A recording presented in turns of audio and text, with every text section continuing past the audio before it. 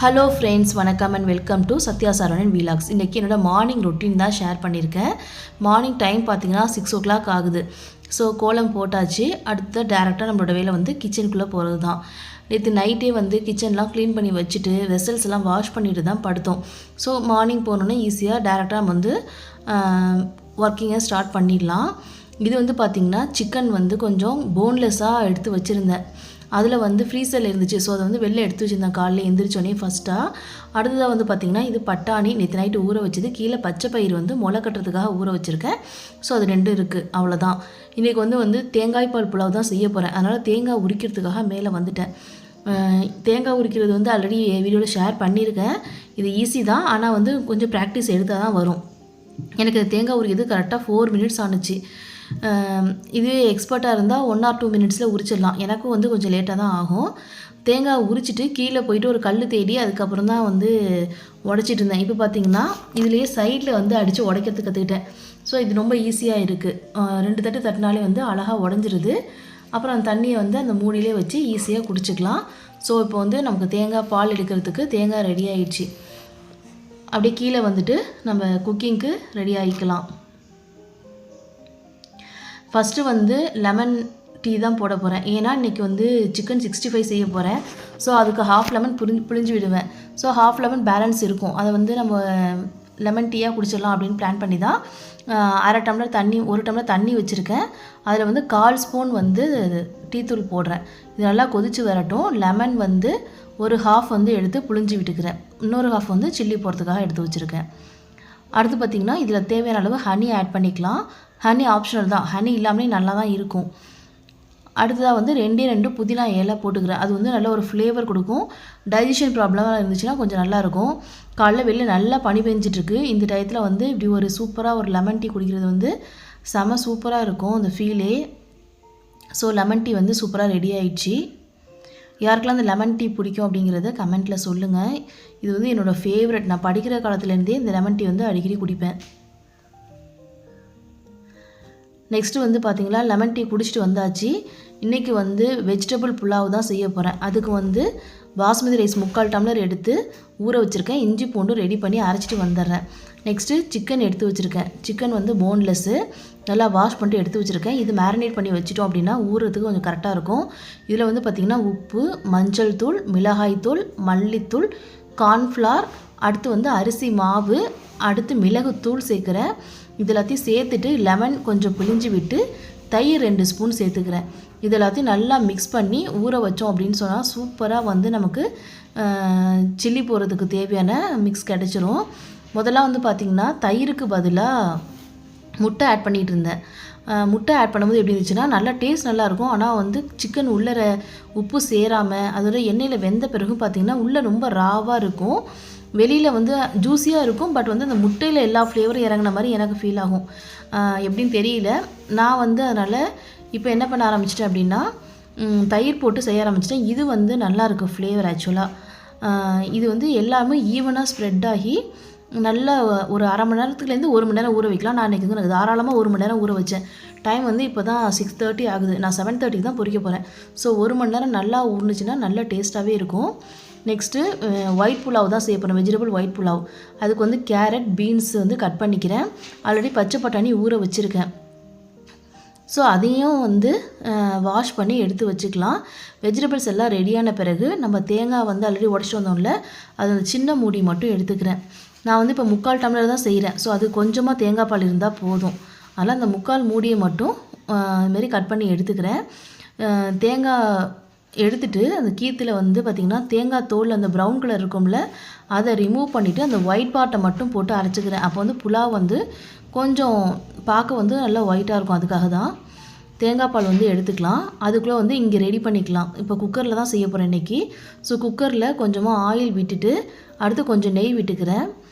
இதில் வந்து நம்ம வாசனை பொருள் எல்லாம் தாளிச்சிக்கலாம். நான் வந்து பிரியாணி செய்யும்போது இந்த வாசனை பொருள்லாம் அரைச்சி போட்டுருவேன். பட் இன்றைக்கி ஒயிட் புலாவ் அப்படிங்கிறதுனால நான் எதுவும் அரைச்சி போடலை. இதோட தக்காளியும் நான் அதில் சேர்க்கலை. காரத்துக்கு வந்து இந்த பச்சை மிளகாய் மட்டும்தான். குழந்தைங்களுக்கு ஸ்கூலுக்கு தருதுன்றனால காரம் வந்து அளவாக தான் சேர்த்துருக்கேன். வெங்காயம் அடுத்து வெங்காயம் ஆட் பண்ணிக்கலாம். வெங்காயம் ஓரளவு வதங்கின பிறகு இதில் இஞ்சி பூண்டு பேஸ்ட்டு சேர்த்துட்டு அதையும் ஒரு வதக்கிட்டு நம்ம கட் பண்ணி வச்சுருக்க வெஜிடபிள்ஸ் சேர்த்துக்கலாம். இதில் வந்து கேப்சிகம் இருந்தாலும் சேர்த்துக்கலாம், நல்லாயிருக்கும். உருளைக்கிழங்கு வேணாலும் சேர்த்துக்கலாம். அடுத்து நான் ஊற வச்சுருந்த பச்சை பட்டாணியை வந்து கழுவி வச்சுருக்கேன். ஸோ அதையும் வந்து ஒரு கைப்பிடி சேர்த்துக்கிறேன். இது எல்லாத்தையும் நல்லா மிக்ஸ் பண்ணி விட்டுக்கலாம். ஓரளவு வதங்கின பிறகு இதுக்கு தேவையான அளவு நம்ம உப்பு சேர்த்துக்கலாம். உப்பு சேர்த்துட்டு ஒரு வதக்கிட்டு அடுத்ததாக பார்த்திங்கன்னா புதினா மல்லி சேர்த்துக்கிறேன். நெக்ஸ்ட்டு இதில் நம்ம தேங்காய் பால் எடுத்து வச்சுருக்கோம் இல்லையா, அந்த தேங்காய் பால் சேர்த்துக்கலாம். நான் வந்து இன்றைக்கி 3/4 டம்ளர் எடுத்தேன். ஸோ அந்த 3/4 டம்ளர் அளவே எடுத்துகிட்டு 2 தடவை வந்து 1 டம்ளர் தேங்காய் பாலும் 1 டம்ளர் தண்ணியும் ஆட் பண்ணிக்கிறேன். இதெல்லாம் மூடி ஒரு கொதி வரட்டும். இது ஒரு கொதி வந்த பிறகு நம்ம வாஷ் பண்ணி வச்சுருக்க பாஸ்மதி ரைஸை ஆட் பண்ணிக்கலாம். நான் வந்து மோஸ்ட்லி வந்து சீரக சம்பா இல்லைனா துளசி பச்சரிசி இதில் தான் வந்து இப்போலாம் செஞ்சிட்ருக்கேன். பாஸ்மதி அரிசி ரொம்ப நாளாவது செஞ்சு இப்போ வந்து சண்டே பிரியாணி செஞ்சேன். ஸோ அது நல்லா இருந்தது, பசங்க அது கேட்டதுனால ஸோ இன்றைக்கி அந்த ரைஸ்லேயே செஞ்சிடலாம் அப்படின்ட்டு இதில் புலாவ் செஞ்சிட்ருக்கேன். நான் வந்து சீரக சம்பா துளசி பச்சரிசியோட ஃபேன் தான். பாஸ்மதி எனக்கு அந்தளவுக்கு டேஸ்ட்டு பிடிக்கும்னு சொல்ல முடியாது. ஸோ மூடி விசில் வச்சிடலாம். அடுத்து வந்து பார்த்திங்கன்னா இன்றைக்கி பிரேக்ஃபாஸ்ட்டுக்கு வந்து மஷ்ரூம் சாண்ட்விச் தான் செய்ய போகிறேன். அதுக்கு தேவையானதெல்லாம் ரெடி பண்ணிக்கலாம். அதுக்கு பார்த்திங்கன்னா ஒரு பெரிய வெங்காயம், ஒரு பேக்கெட் மஷ்ரூம் வந்து ரொம்ப தின்னாக கட் பண்ணி எடுத்துருக்கேன். அடுத்து வந்து பார்த்திங்கன்னா ஒரு 3 பல் பூண்டு, அதையும் வந்து கொஞ்சம் பொடியாக கட் பண்ணி எடுத்து வச்சுக்கலாம். மஷ்ரூம் வந்து நல்லா நைஸாக கட் பண்ணி வச்சுக்கணும். அப்போ சாட்டே பண்ணும்போது வேகிறதுக்கு ஈஸியாக இருக்கும், அதுக்கு தான். அடுத்து வந்து பார்த்திங்கன்னா பூண்டையும் கட் பண்ணி எடுத்து வச்சுட்டேன். குக்கரில் விசில் அடங்கிருச்சு. ஸோ அதை ஓப்பன் பண்ணி பார்த்துக்கலாம். புலாவ் வந்து ரெடி ஆகிடுச்சு. ஜஸ்ட்டு ஒரு கிண்டிட்டு மூடி வச்சோம் அப்படின்னா கொஞ்சம் நேரத்தில் அதுவே போலப்படன்னு உதிரியாக வந்துடும். இப்போ வந்து ஃபஸ்ட்டு அந்த மசாலா ரெடி பண்ணிக்கலாம், மஷ்ரூம் மசாலா. அதுக்கு ஒரு பேன் எடுத்துகிட்டு பட்டர் ஆட் பண்ணிட்டு கொஞ்சமாக நல்லெண்ணெய் ஆட் பண்ணுறேன். இது வந்து நல்லா மெல்ட் ஆகி வந்த பிறகு இதில் வந்து ஃபஸ்ட்டு பூண்டு ஆட் பண்ணிக்கிறேன். பூண்டை ஒரு வதக்கிட்டு அடுத்ததாக வெங்காயம் ஆட் பண்ணி அதையும் வந்து கொஞ்சம் நல்லா வதக்கி எடுத்துக்கலாம். இதில் வந்து நம்ம கேப்சிகம் ஆட் பண்ணிக்கலாம், இல்லைனா பச்சை பட்டாணி, அப்படி இல்லைனா கார்ன், எது வேணாலும் ஆட் பண்ணிக்கலாம். நான் வந்து இன்றைக்கி அர்ஜென்ட்டாக இது செஞ்சிட்ருக்கேன். ஏன்னா டைம் ஆகிடுச்சி, பசங்க கேட்டதுனால டக்குன்னு செஞ்சிடலாம் அப்படின்னு சொல்லி செஞ்சுட்ருக்கேன். அதனால் பெருசாக எதுவும் ஆட் பண்ணல. இது ரெசிபி வந்து நான் தனியாக ஆட் பண்ணுறேன். அப்போ வந்து டீட்டெயிலாக என்னென்ன செய்யலாம் அப்படின்னு சொல்லி போடுறேன். மஷ்ரூம் வந்து தானாகவே தண்ணி விடும். ஸோ அதுக்கு தண்ணியெலாம் விடவே தேவையில்லை. ஜஸ்ட் ஒரு வதக்கிட்டு மூடி வச்சிடலாம். நெக்ஸ்ட்டு பக்கத்து ஸ்டவ்வில் வந்து சில்லி போடலான்னு சொல்லிட்டு அதுக்கு தேவையானதெல்லாம் எடுத்து வச்சிட்ருக்கேன். பாருங்கள், இது நல்லா வெந்து வந்திருக்கும் ஓரளவு, அது தண்ணியிலே விட்டுருக்கும். ஸோ இதுக்கு தேவையான அளவு சால்ட்டு போட்டுக்கலாம். இதுக்கு காரத்துக்கு வந்து நீங்கள் மிளகாத்தூள் போடலான்னு போடலாம். நான் வந்து மிளகுத்தூள் சேர்க்குறேன். ஏன்னா அப்போ வந்து அந்த கலர் ரீட்டைன் ஆகும். நம்ம மிளகாத்தூள் போட்டோம்னா அது வந்து மசாலா மாதிரி ஆயிடும். அது மாதிரி இல்லாமல் கொஞ்சம் பீட்சாவோட டேஸ்ட்டில் கொண்டு வரதுக்காக அது மாதிரி செய்கிறேன். அடுத்து எண்ணெயும் வந்து ஹீட் பண்ணிக்கலாம். பக்கத்தில் சில்லி போடுறதுக்கு ரெடி பண்ணிக்கலாம். பாருங்கள், நியர்லி இது வந்து 1 ஹவர் ஊறி இருக்குது. ஸோ இது வந்து நல்லா லோ ஃப்ளேமில் பொறுமையாக உள்ளே நல்லா ஜூஸியாக வெந்து வர அளவுக்கு வேக வச்சுக்கலாம். இங்கேயும் வந்து பார்த்திங்கன்னா இந்த சைடு நம்ம மஷ்ரூம் ரெடி ஆகிட்டு இதில் வந்து பார்த்திங்கன்னா இப்போ நான் காரத்துக்கு பெப்பர் ஆல்ரெடி ஆட் பண்ணிட்டேன். ஸோ அதில் இத்தாலியன் சீசனிங் மட்டும் கொஞ்சமாக ஆட் பண்ணிக்கிறேன். இது ஆப்ஷனல் தான், உங்கள்கிட்ட இருந்ததுன்னா ஆட் பண்ணிக்கலாம், இல்லைனா அதுக்கு பதிலாக நீங்கள் மிளகாத்தூள் மல்லித்தூள் கூட ஆட் பண்ணி செஞ்சுக்கலாம். நமக்கு பிடிச்ச மாதிரி ஏதோ ஒரு மசாலா நல்லா வெந்திருக்கணும், அவ்வளோதான். அது மாதிரி ஒரு ஸ்டஃபிங் செஞ்சு வச்சுக்கணும். நான் இந்த ஸ்டஃபிங் தான் செஞ்சு வச்சுருக்கேன். ஸோ இப்போ வந்து இது நல்லா ரெடி ஆகிடுச்சு. இப்போ இது நல்லா வதக்கி விட்டுட்டு இதை இறக்கிட்டு தோசைக்கல் இதில் போட்டுடலாம்.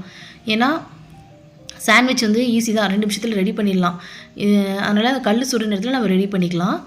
இதுக்கு வந்து நான் 2 ப்ரெட் எடுத்திருக்கேன். ஃபஸ்ட்டு வந்து இது வந்து பீஸா சாஸ் கொஞ்சமாக இருந்துச்சு வீட்டில். ஸோ அதையே வந்து வச்சுக்கிறேன். இதெல்லாம் ஆப்ஷனல் தான். இது இல்லைனா நீங்கள் மயோனைஸ் ஆட் பண்ணிக்கலாம், இல்லை க்ரீன் சட்னி இருந்துச்சுன்னா அதை ஆட் பண்ணிக்கலாம். இது வந்து நம்மளோட க்ரியேட்டிவிட்டி தான், உங்களுக்கு எப்படி தோணுதோ அதுமாரி செஞ்சுக்கலாம். நான் இன்றைக்கி பீஸா சாட்ஸ் வந்து ஆட் பண்ணிக்கிறேன் 2 பேராக. ஏன்னா என்கிட்ட இப்போதைக்கு அதான் அவைலபிளாக இருக்குது டக்குன்னு, அதனால் அதை எடுத்து ஆட் பண்ணிக்கிறேன். அடுத்து நம்ம ரெடி பண்ண ஸ்டஃபிங் இருக்குல்ல, அதை எடுத்து அது மேலே வச்சுக்கலாம். வச்சுட்டு சீஸ் வந்து ஃப்ரீசரில் இருந்தனால என்னால் துருவ முடியல, அதனால் டக்குன்னு கத்தி வச்சு அப்படியே கட் பண்ணி எடுத்து வச்சுட்டேன். அது மேலே 2 ப்ரெட்டை வச்சு இதை வந்து இப்போ டோஸ்ட் பண்ணி எடுத்துக்க வேண்டியதான். பாருங்கள், இப்போ வந்து கல் சூடாகிட்டு அதில் கொஞ்சமாக நெய் விட்டுக்கிறேன். நீங்கள் பட்டர் வேணாலும் ஆட் பண்ணிக்கலாம். நான் எப்பவுமே ப்ரெட் டோஸ்ட் பண்ணுறதுக்கு வந்து நெய் தான் ஆட் பண்ணுவேன். ஸோ அதனால் நெய் ஆட் பண்ணியிருக்கேன். இது மேலே வந்து நம்ம ரெடி பண்ணி வச்ச சாண்ட்விச்சை வச்சு அது மேலே ஒரு பிளேட் வச்சு ஒரு வெயிட் வச்சுக்கலாம். ஏன் அப்படின்னா அப்போ ஈவனாக வந்து எல்லா பக்கமும் ஒரே மாதிரி குக் ஆகும். ப்ரெட்டு பார்க்குறதுக்கு நல்லாயிருக்கும், ஒரே மாதிரி ஈவனாக குக் ஆகி. அதுக்காக தான். அதோட அந்த ப்ரெட்டு வந்து நல்லா சாண்ட்விச்னால் 2 ஒட்டி தானே இருக்கணும், அதுமாதிரி ஒட்டி இருக்கிறதுக்கு ஹெல்ப் பண்ணும். இந்த சைடு பார்த்திங்கன்னா சில்லி ரெடி ஆகிட்டு ஃபஸ்ட் ரவுண்டு எடுத்தாச்சு. அடுத்த ரவுண்டு போட்டுக்கலாம். இதுமாதிரி நான் 3 ரவுண்டு போகிற அளவுக்கு வந்துச்சு. சாண்ட்விச்சும் இந்த சைடு வந்து பார்த்திங்கன்னா சூப்பராக ரெடி ஆகிட்டு. இதை எடுத்துகிட்டு திருப்பி போட்டு இதே மாதிரி வெயிட் வச்சுக்கலாம். ஸோ அப்போ வந்து நமக்கு ஈவனாக 2 சைடும் குக் ஆகி வரும். அதுக்கு தான் பாருங்கள், சில்லி ஃபஸ்ட் ரவுண்ட் ரெடி ஆகிட்டு.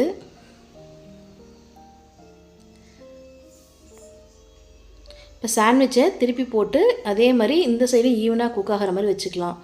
இதே மாதிரி நீங்கள் பொட்டேட்டோ சேர்த்து செய்யலாம். உங்கள்கிட்ட என்ன வெஜிடபிள்ஸ் அவைலபிளாக இருக்கோ அதுக்கேற்ற மாதிரி வந்து சாண்ட்விச் ரெடி பண்ணிக்கலாம். பன்னீர் இருந்துச்சுன்னா பன்னீரை கூட துருவி செய்யலாம், நல்லாயிருக்கும்.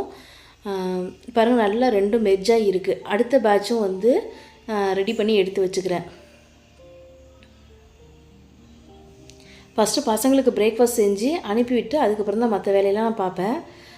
லஞ்சு பாக்ஸ் பேக் பண்ணி அனுப்பிட்டு அப்புறம் தான் நம்ம வேலைகள்லாம் நான் பார்க்குறது. ஸோ இப்போ வந்து செகண்ட் பேட்ச்சு சில்லியும் ஓரளவு ரெடி ஆகிட்டுருக்கு.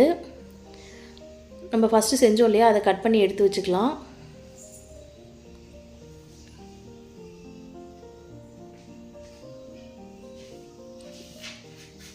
இதை வந்து திருப்பி போட்டுக்கிறேன். இப்போ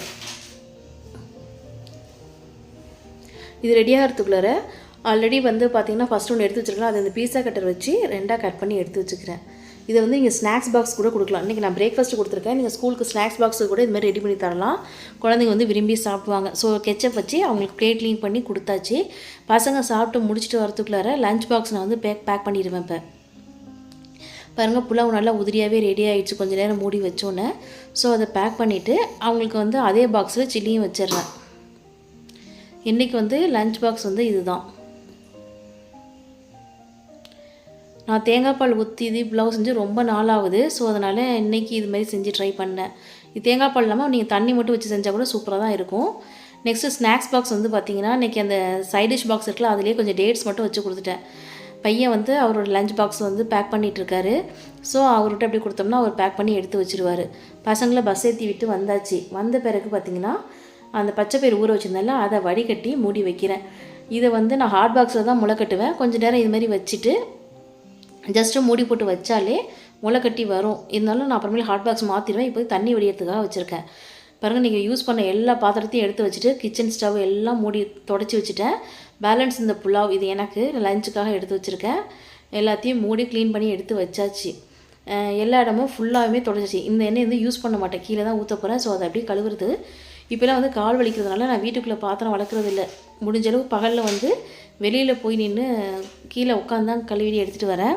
வெளியிலே வச்சுருவேன் கொஞ்சம் நேரம். அதுக்கப்புறம் ஈவினிங்காக தான் உள்ளே எடுத்துகிட்டு வருவேன். பாருங்கள், பாத்திரம் எல்லாம் கழுவியாச்சு. இந்த இடத்துல தான் கழுவிட்டு அந்த இடத்தையுமே நல்லா கூட்டி கழுவி விட்டுட்டேன். இதோட வந்து இந்த விலாக் முடியுது. இந்த வீடியோ உங்களுக்கு பிடிச்சிருந்துச்சுன்னா மறக்காமல் சேனலை சப்ஸ்கிரைப் பண்ணுங்கள், வீடியோவை ஷேர் பண்ணுங்கள்.